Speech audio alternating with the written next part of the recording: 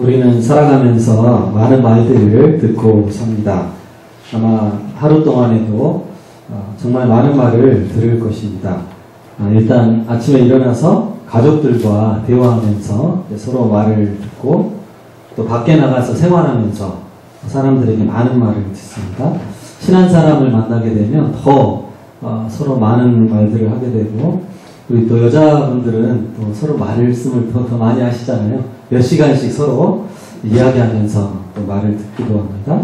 또 TV를 켜면 TV에서도 또 많은 말들이 나오죠. 뉴스나 드라마, 강의, 다양한 통로를 통해서 계속 또 이야기를 듣습니다. 거기에다가 인터넷이라든지 케이블 TV, 다양한 매체를 통해서 여러 가지 수많은 말들을 우리는 계속 들으며 삽니다. 요즘 어르신들이 유튜브를 많이 보신답니다. 유튜브 아시죠? 인터넷에 유튜브, 동영상을 많이 나오는 그런 사이트인데, 유튜브를 가장 많이 사용하는 연령대가 몇 대일까요? 10대가 제일 많이 쓴답니다. 10대와 10대 이하. 두 번째로 유튜브를 많이 보는 연령대가 60대랍니다.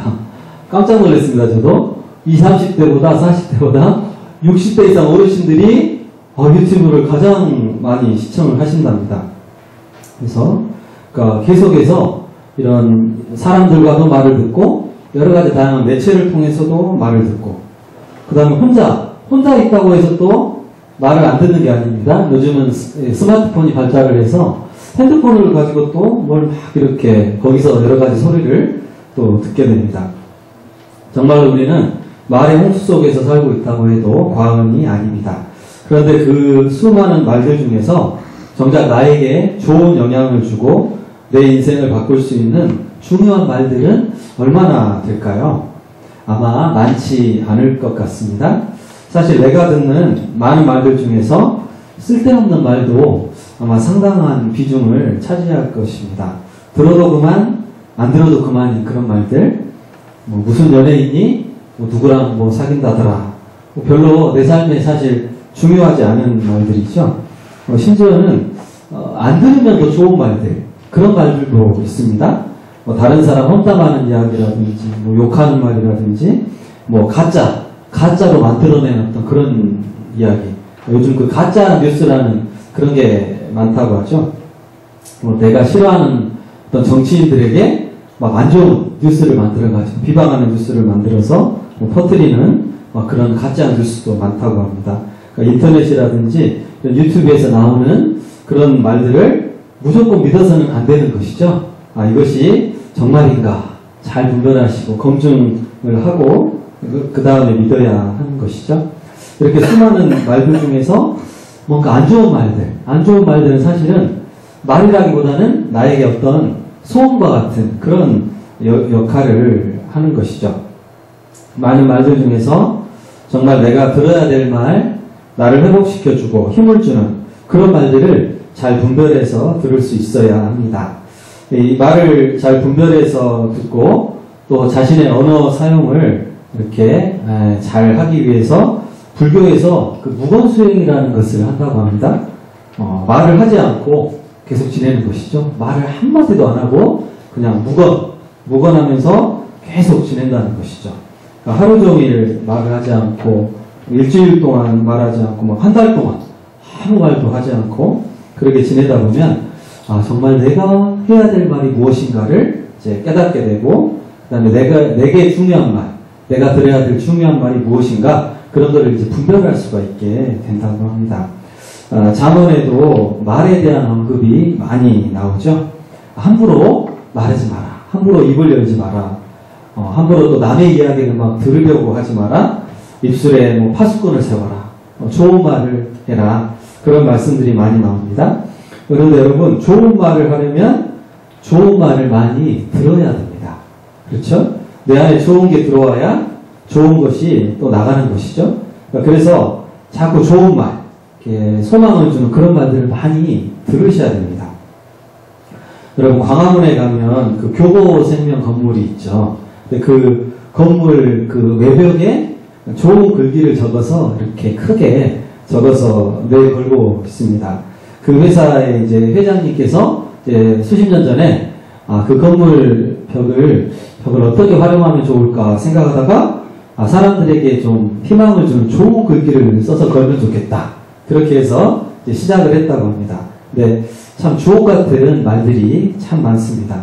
몇 가지 소개해 드리면요. 흔들리지 않고 피는 꽃이 어디 있으랴. 그 어떤 꽃도 다 흔들리며 피었나니. 아마 여러분 들으신 기억이 아마 있을 거예요. 흔들리지 않고 피는 꽃이 어디 있으랴. 항상 고난이 있고 그걸 이겨내면 아름다운 꽃이 핀다. 그런 좋은 뜻이죠. 가는 데까지 가거라. 가다 막히면 앉아서 쉬어라. 쉬다 보면 새로운 길이 보이리. 자세히 보아야 예쁘다.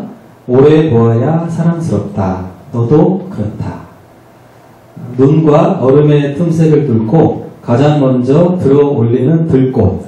그게 너였으면 좋겠다. 그러니까 한마디 한마디가 많은 사람에게 희망을 주고 소망을 주는 그런 글귀들이죠. 사람들이 그 길 앞을 지나가다가 그런 좋은 글귀를 보면서 그래 이렇게 힘을 내자 이렇게 소망을 얻는 일이 많다고 하죠. 심지어는 막 삶을 좀 포기하고 싶은 내가 살아서 뭐 그런 생각하던 사람들이 그런 글을 보고 다시 한번 그래 다시 살아보자 그런 소망을 가지기도 한다는 것이죠. 우리들도 가능하면 여러분 좋은 말을 많이 들으시고 또 좋은 말 많이 하시기를 원합니다. 너무 쓸데없는 말 여러분 많이 하지 마시고 누구 막 어쨌다더라 뒷담화라고 하죠. 뒷담화 뒤에서 다른 사람 흉보는 말 그런 말이라든지 어디 아파트가 매도가 올랐다더라 그런 물론 이제 그런 정보도 필요하긴 하죠. 생활 정보니까 필요하긴 한데 너무 많이 그런 말 너무 많이 하지 마시고 모일 때마다 그냥 너무 아파트 이야기 부동산 이야기만 많이 하지 마시고 그러니까 지금 내가 하는 말이 공해 소음 그런 꽹과리 시끄럽게 치는 그런 혹시 그런 말인가 아니면 다른 사람을 평안하게 하는 음악과 같은 말인가 여러분 생각해 보시고 여러분 좋은 말, 소망의 말, 살리는 말 많이 하시기를 원합니다. 다른 사람에게 희망을 주고 그 사람을 세워주는 말을 여러분 한번 찾아서 해주시면 좋을 것 같아요. 내 옆사람, 저 사람에게 어떤 말이 위로를 줄까? 저 사람 힘을 줄까? 여러분의 말 한마디가 그 사람의 일생을 바꿀 수도 있습니다. 여러분 제 모교회가 제 청년 시절에 청년부에 이제 새로운 자매가 등록을 했어요. 시골에 살다가 이렇게 이제 도시로 광주로 이사를 오면서 저희 교회 이제 청년부에 딱 온 거예요. 근데 그 자매 이름이 김삼숙이었어요. 김삼숙. 그래서 그 자매가 딱 와서 이제 자기 소개하잖아요. 청년부 앞에서 저는 몇 살 먹은 김삼숙이에요. 이렇게 소개를 하는데 너무 자신감 있게 너무 당당하게 김삼숙입니다. 이렇게 자매가 그러는 거예요. 근데 약간 사실은 그 이름이 일반적으로 볼 때 그렇게 예쁜 이름은 아니잖아요. 사실은 약간 좀 촌스럽게 느껴지는 그런 이름인데 옛날에 내 이름은 김삼순이라는 드라마가 있었잖아요. 그래서 그 드라마 주인공이 자기 이름이 삼순이라서 너무 싫어해가지고 자기 이름 바꾸려고 개명도 하고 이렇게 그런 이야기인데 이름이 그렇게 예쁜 이름은 아닌데 자기 이름 소개할 때 너무 자신감 있게 너무 이렇게 자랑스럽게 소개를 하는 거예요. 그래서 상하다 약간 느낌이 되게 자기 이름을 이렇게 좋아하나 보다 그런 느낌을 받았어요. 근데 이제 자매가 와서 이제 청년들하고 친해지고 이렇게 교제를 하다 보니까 자기 이름에 대한 그 사연을 이제 듣게 되었습니다. 그러니까 이 자매도 처음에는 자기 이름이 너무 마음에 안 들었어요. 삼숙이. 그래서 이렇게 촌스럽게 지어줬지. 우리 엄마 너무나 이름 안 좋게 지었어. 되게 싫어했대요. 친구들이 이름 부르는 걸. 근데 그 생각을 바꾸게 되는 사건이 있었다고 합니다. 초등학교 3학년인가 5학년쯤에 이제 새로운 선생님, 새 학기에 가서 새로운 선생님을 만났는데 이제 새로운 선생님이 이제 이름 익히려고 다 부르잖아요. 한 명씩 부르는데 이 친구는 조마조마한 거예요. 또 자기 이름 부르면 내 이름 별로 안 좋은데 근데 선생님이 김삼숙 하더니 딱 자기를 쳐다보더니 아, 우리 성숙이는 석삼자에 맑을 숙자를 쓰는구나. 그러면 너는 세 가지가 맑은 아이야. 그러면서 뭐가 맑을까? 이렇게 빤히 쳐다보시더니 너는 눈이 맑구나. 너 눈이 참 맑아. 눈이 맑고 그 다음에 너는 생각이 맑고 너는 말이 맑다. 이 세 가지 이야기를 쭉 해주시면서 야, 너는 너의 이 맑은 성품을 잘 지켜갔으면 좋겠다. 훌륭한 사람 너는 될 수 있을 거야. 그 말을 듣고 나서 너무 막 기쁘고 너무 큰 소망을 갖게 되었다고 합니다. 그때부터 자기 이름이 너무 좋아졌대요. 그 촌스럽다고 생각했던 이름이 깨끗이 완전히 사라져버리고 아, 나 내 이름 너무 좋아. 나는 세 가지가 맑은 아이야. 이 맑은 성품을 나는 잘 지켜갈 거야. 나는 멋진 사람이 되고 훌륭한 사람이 될 수 있어. 이렇게 완전히 그 말 때문에 자기 인생이 바뀌었다는 것이죠. 그래서 누구를 만나도 당당하게 막 자랑스럽게 자기 이름을 소개를 하게 됐다는 것이죠. 그 선생님의 그 말 한마디가 그 사람, 그 친구를 완전히 변화시킨 것이죠. 선생님이 그러니까 잘 보신 것이죠. 아, 그 친구에 대해서 어떤 칭찬을 해줄까? 어떤 말을 하면 위로를 주고 소망을 줄 수 있을까? 그러니까 매사에 그렇게 하다 보니까 아, 이 친구에게 놀라운 그런 은혜를 주었다는 것이죠. 여러분, 우리도 좋은 말 하기를 원합니다. 내 옆에 있는 권사님, 집사님, 여전도의 같은 성도님들, 아, 내가 무슨 말 하면 저 사람이 힘을 낼까? 저 사람이 소망을 가질까? 여러분, 칭찬해 주시고, 그 사람의 좋은 점, 이렇게 발견해서 막 알려주시고, 여러분 꼭, 그런, 우리가 격려해주는 사람이 되면 좋겠습니다. 그러니까 우리가 좋은 말을 이렇게 하려면, 먼저 좋은 말을 많이 들어야 됩니다. 내 마음에 좋은 말, 좋은 글들이 많이 쌓이면 그 좋은 말들이 결국은 다시 나가게 되겠죠. 그래서 좋은 말을 여러분 찾아서 들으셔야 되는데 여러분 말 중에 가장 좋은 말이 바로 하나님의 말씀인 것이죠. 말씀. 그래서 어떤 인간의 말보다도 하나님의 말씀이 가장 힘이 있고 생명이 있고 소망이 있습니다. 그래서 하나님 말씀 여러분 많이 들으시고 마음속에 자꾸 말씀을 쌓으실 때 어느 순간 그 좋은 말씀이 내 입을 통해서 나가게 된다는 것이죠. 여러분 하나님의 말씀에는 능력이 있습니다. 여러분 어떤 능력이 있을까요? 자, 오늘 우리 읽은 본문 우리 7절과 8절 우리 다시 한번 읽어보겠습니다. 시작. 여호와의 율법은 완전하여 영혼을 소성시키며 여호와의 증거는 확실하여 우둔한 자를 지혜롭게 하며 여호와의 교훈은 정직하여 마음을 기쁘게 하고 여호와의 계명은 순결하여 눈을 밝게 하시도다. 아멘. 여호와의 율법, 하나님 말씀 완전하여 영혼을 소성시킨다.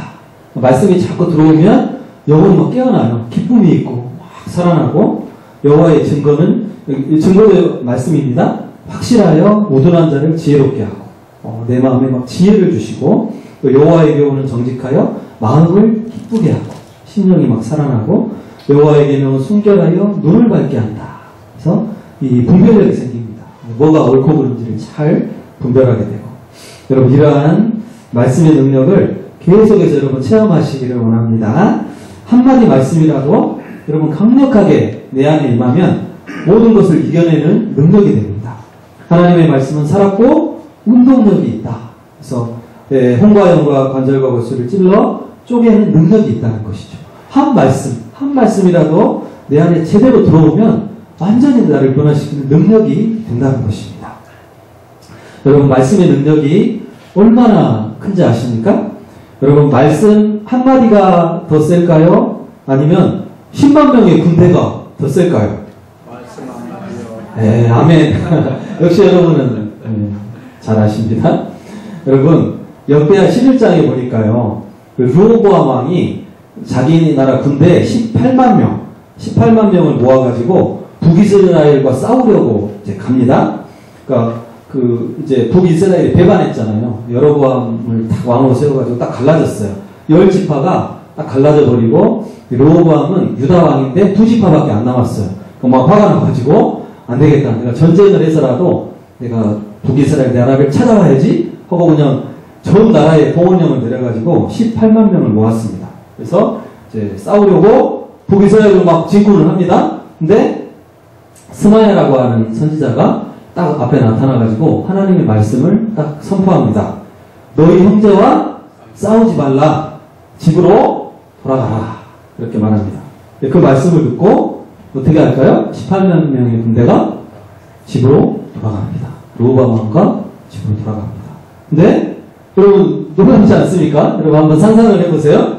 18만 명이 막 창, 칼, 막 방패 다 들고 완전 무장을 하고 있는데 그 앞에 아무런 뭐 무기도 없는 한 사람이 딱 서가지고 잠깐 형제와 싸우지 마. 집에 가.